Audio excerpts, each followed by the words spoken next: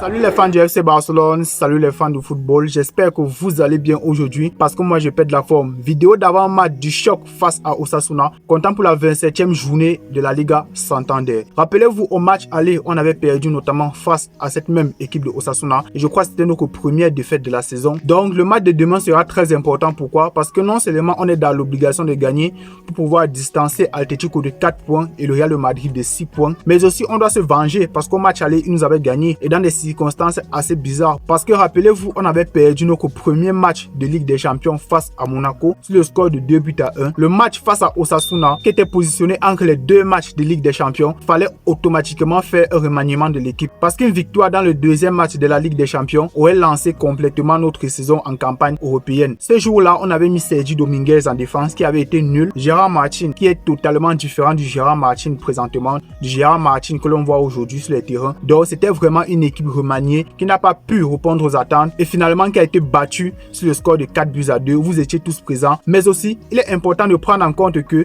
il y avait plusieurs blessés comme Frenkie de Jong qui n'était pas à 100% en début de saison, il y avait Araujo qui n'était pas disponible, il y avait plusieurs cadres qui n'avaient pas répondu à l'appel en première partie de saison. Mais aujourd'hui on peut s'estimer heureux, pourquoi? Parce que il y a le retour des blessés et au jour d'aujourd'hui ils sont en très grande forme. Je vais parler par là de Araujo, Frenkie de Jong qui est en train de faire une deuxième partie de saison magnifique, mais malheureusement il y a Ansu Fati qui n'arrive pas à suivre la cadence des deux autres joueurs. Bref, ça c'est une autre histoire, mais le match de demain est primordial parce que on doit prendre une distance assez considérable sur le Real de Madrid et Atlético de Madrid. Et le 11 de départ que je pourrais suggérer à Hansi Flick pour cette rencontre, je vais la donner en fin de vidéo, donc restez jusqu'à la fin et abonnez-vous, mais aussi le plus important, activez la cloche de notification pour ne rien rater, surtout la cloche de notification. Je vais aussi vous parler des joueurs que j'aimerais voir au repos durant le match face à Osasuna. Je vais commencer ni plus ni moins par le meilleur joueur du monde parce que ce dernier lors du match face à Benfica a parcouru 13 km pendant toute la rencontre. Rendez-vous compte de la dinguerie. Mais même mis à part ça, il a sorti en conférence de presse que au bout de la 60e minute, il était cuit. Il était KO. Il ne pouvait plus courir. C'est vraiment au mental qu'il a su relever son niveau pour pouvoir terminer la rencontre. Mais sinon, le joueur en lui-même était KO. Mais pour vous dire vrai, 13 km, c'est énorme. Donc on peut dire qu'il a joué pour deux personnes. Comme je disais dans mon dernier débrief face à Benfica, il était extraordinaire. Tellement il était cuit qu'au coup de sifflet final, il s'est allongé sur la pelouse. Tellement il n'avait même plus la force de célébrer. Donc ce week-end, je mettrai Pedri au repos très clairement pour qu'il soit prêt à 100% lors du match retour face à Benfica qui va se tenir mardi prochain à 18h30. Ce n'est pas 21h, c'est 18h30. Il y a aussi un deuxième joueur que moi je mettrai au repos, Alejandro Balde, qui lui aussi a été très touché du match face à Benfica parce qu'il a reçu un coup et il ne pouvait plus continuer le match. Mais vu que le FC Barcelone avait déjà effectué tous ses remplacements, il était obligé de serrer les dents et terminer le match. Donc son match a été stratosphérique, on ne va pas revenir là-dessus. Mais ici je vais mettre en avant quoi? Sa ténacité et son mental. Et rien que pour ça, Balde aussi je le repose très clairement pour ce week-end. Il peut entrer, il dépanne 5 ou 10 minutes, mais le faire jouer titulaire ou 90 minutes, vraiment c'est inadmissible. Mais je m'inquiète pas trop à ce poste parce qu'on a le GOAT Gérard Martin qui est en train de monter en puissance. Donc ce dernier sera titulaire demain et Balde sera au repos. Et le troisième joueur que je mettrai aussi au repos, c'est Rafinha qui a galopé, qui était le deuxième joueur de l'équipe du FC Barcelone avec 11 km ou 12 km, je ne me rappelle plus trop. Il a tout donné, il courait de partout. Et rien que pour ça aussi, moi je le mettrai au repos ce week-end pour qu'il soit à 100% pour traumatiser le Benfica mardi prochain. Mais en vue aussi de la mentalité de joueur, je ne suis pas sûr qu'il aimerait rester au banc, les gars. Je ne suis pas très sûr. Mais bon, on n'a pas trop le choix. On doit optimiser toutes nos chances pour avoir la qualification à domicile à Montjuic face à Benfica. Je pense que le turnover est nécessaire. Les remplaçants vont faire le taf, quoi. Très clairement. Donc, j'ai déjà donné mon avis sur les 3 joueurs qui devraient être reposés. Et je vais donner mon 11 titulaire à présent face à Osasuna. On va commencer par le goal Chesney, qui était d'ailleurs élu parmi les meilleurs gardiens de cette semaine en Ligue des Champions. Je ne sais pas si vous vous en rendez compte, il a une note de 9,4 en général.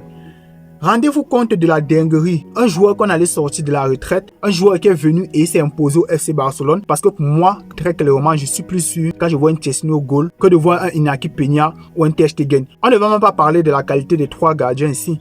Rien que la prestance, l'expérience, le calme. Chesney respire la sérénité.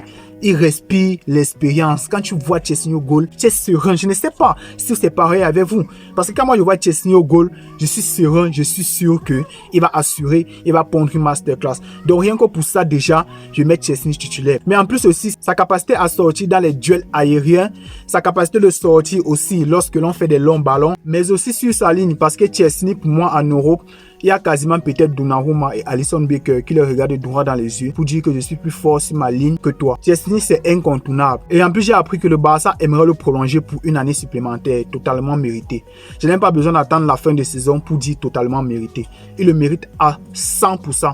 La défense, on va jouer avec Koubarsi. Koubarsi qui est sorti très tôt avec son carton rouge durant le match face à Benfica. Donc, il n'est pas assez usé. Il n'a presque rien fait. Bon, il a joué 20 minutes, mais 20 minutes, ce n'est pas grand-chose. Et à côté de lui, je vais mettre Inigo Martinez parce que à part lui, je ne vois pas une autre personne qui peut jouer parce qu'il faut quand même un peu de sûreté en défense. Et du côté gauche, on va mettre qui? Le GOAT, Gérard Martin, comme d'habitude. Vous connaissez, il est en train de monter en puissance. Il essaie qu'il va faire un très bon match. Du côté droit, on va mettre Koundé parce qu'on n'a pas le choix.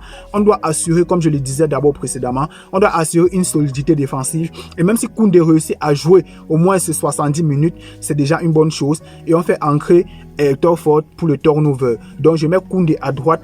En 6, je mets Casado. Casado qui va toujours faire le boulot, vous connaissez. En 8, j'aimerais voir un Gavi. J'aimerais voir un Gavi parce qu'il est de retour à l'entraînement. Parce que depuis son retour des ligaments croisés, on l'a quasiment vu qu'au poste de numéro 10. Donc j'aimerais bien le voir dans ces registres. J'ai envie de voir ce qu'il peut apporter en tant que numéro 8 à côté de Casado. En numéro 8, je mets Olmo qui est aussi sorti très tôt à cause du carton rouge de Koubarsi face à Benfica, donc il peut jouer ce match titulaire 100%. Et en plus, vous remarquez bien comme moi qu'il est en train d'enchaîner des matchs avec sa blessure de temps en temps et tout. C'est comme si c'est déjà oublié même. C'est comme s'il n'a plus trop de pépins physiques, donc ça fait vraiment plaisir de voir que Olmo est capable d'enchaîner des matchs. En attaquant, on va mettre Robert Lewandowski qui doit toujours gonfler ses stats parce que je pense qu'il en avance de 4 buts sur Mbappé. J'espère qu'il va performer, j'espère qu'il va marqué. Du côté droit, on va mettre Lamine Yamal comme Olmo, comme Koubarsi. Il n'a pas joué tout le match, donc je pense qu'il est assez frais pour ce match et il est titulaire là-bas, indiscutable. Et à droite, on va mettre Ferran Torres, les gars. Comme je le disais, on va reposer Rafinha et ça permettra à ce qu'on voit un peu le niveau de cette équipe remaniée. On va voir ce qu'ils vont pouvoir fournir durant ce match, mais je n'ai pas d'inquiétude. Et en plus de ça, Osasuna n'est pas dans une très grande forme actuellement, donc c'est le moment opportun pour pouvoir engranger le maximum de points.